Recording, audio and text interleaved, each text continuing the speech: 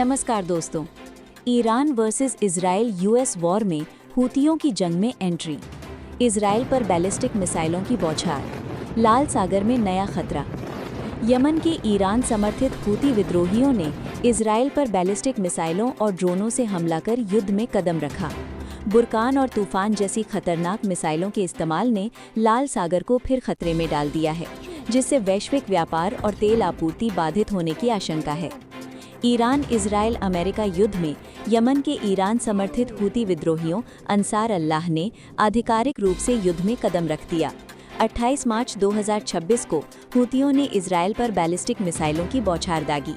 ये उनका इस युद्ध में पहला बड़ा सैन्य अभियान था। कुछ घंटों बाद उन्होंने क्रूज मिसाइलों और ड्रोनों से दूसरा हमला भी किया। हूती सैन्य प्रवक्ता ब्रिगेडियर जनरल याहिया सरी ने बयान जारी कर कहा, यमनी सशस्त्र बलों ने ईश्वर की मदद से इजरायली दुश्मन के संवेदनशील सैन्य ठिकानों पर बैलिस्टिक मिसाइलों की बौछार की। उन्होंने चेतावनी दी कि हमले तब तक जारी रहेंगे जब तक ईरान हिजबुल्लाह पर आक्रामकता नहीं रुकती। इजराइल के दक्षिणी हिस्से खासकर बियर शेवा क्षेत्र और उसके आसपास के संवेदनशील सैन्य स्थल पर ईरानी मिसाइल रविवार को गिरी। हमले से बियर शेवा और नेगेव क्षेत्र में एयर रेड सायरन बज उठे। इजरायली सेना IDF ने कहा कि यमन से लॉन्च की गई मिसाइल को एयर डिफेंस सिस्टम ने सफलतापूर्वक इंटरसेप्ट कर लिया। हूतियों के पास कौन कौन सी ballistic missile?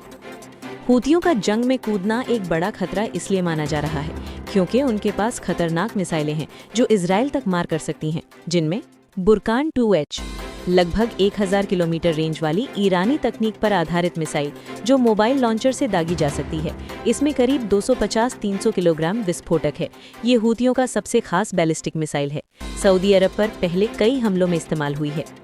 बुरकान 3 Zulfikar 1200 kilometre range की मीडियम रेंज बैलिस्टिक मिसाइल बेहतर सटीकता के साथ लगभग 250 किलोग्राम का वॉरहेड ले जा सकती है। ये 2019 से हूतियों के पास है। इसका सऊदी ठिकानों पर सफलतापूर्वक इस्तेमाल हो चुका है। तूफान हूतियों का सबसे लंबी रेंज वाला बैलिस्टिक मिसाइल ईरानी शहाब 3 गदर F का वेरिएंट, बड़ा आकार, लिक्विड फ्यूल, मजबूत वॉरहेड, करीब 1900-2000 किलोमीटर तक की रेंज। ये मिसाइल यमन से पूरी इजराइल तक पहुंच सकती है। करीब 750-800 किलोग्राम तक वॉरहेड ले जा सकती है। लॉन्ग रेंज स्ट्राइक के लिए उपयुक्त है। इस युद्ध में लंबी दूरी के हमलों के लिए तूफान का इस्तेमाल संभव है। इनके अलावा हूतियों ने ड्रोन्स शाहिद 136 और क्रूज मिसाइलें कुद्स 4 भी दूसरे हमले में इस्तेमाल की ताकि इजरायली एयर डिफेंस को ओवरलोड किया जा सके। इन मिसाइलों की खासियतें: ईरानी टेक्नोलॉजी, सभी मिसाइलें ईरान से मिली टेक्नोलॉजी और पार्ट्स पर आधारित हैं। हूतियों को ईरान हथियार, लॉन्चर और गाइडेंस सिस्टम सप्लाई करता रहा है। कम लागत, हाई इम्पैक्ट, ये मिसाइलें सस्ती लेकिन प्रभावी हैं। बैलिस्टिक मिसाइलें हाई स्पीड से उड़ती हैं, जिससे इंटरसेप्ट करना चुनौतीपूर्ण होता है। रेड सी कनेक्शन, हूतियों की क्षमता सिर्फ इजराइल तक सीमित नहीं। हूती रेड सी और बाब अल मंदेब स्ट्रेट में शिपिंग पर हमले करने के लिए एंटी शिप बैलिस्टिक मिसाइलें आसिफ को भी रखते हैं। अगर शिपिंग पर हमले होते हैं तो वैश्विक व्यापार और तेल सप्लाई फिर बाधित हो सकती है, जैसा 2023-2025 में हुआ था।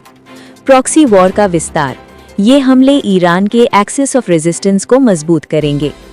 हूतियों ने आगे हमलों की धमकी दी है। अगर वे तूफान जैसी लंबी रेंज वाली मिसाइलों का बड़े पैमाने पर इस्तेमाल करते हैं या रेड सी में शिपिंग को निशाना बनाते हैं तो युद्ध और फैल सकता है। इससे तेल की कीमतें बढ़ेंगी और वैश्विक अर्थव्यवस्था पर असर पड़ेगा। दोस्तों, वीडियो अच्छा लगा तो वीडियो को लाइक करें। ऐसी ही न्यूज़ देखने के लिए चैनल सब्सक्राइब करना ना भूलिएगा।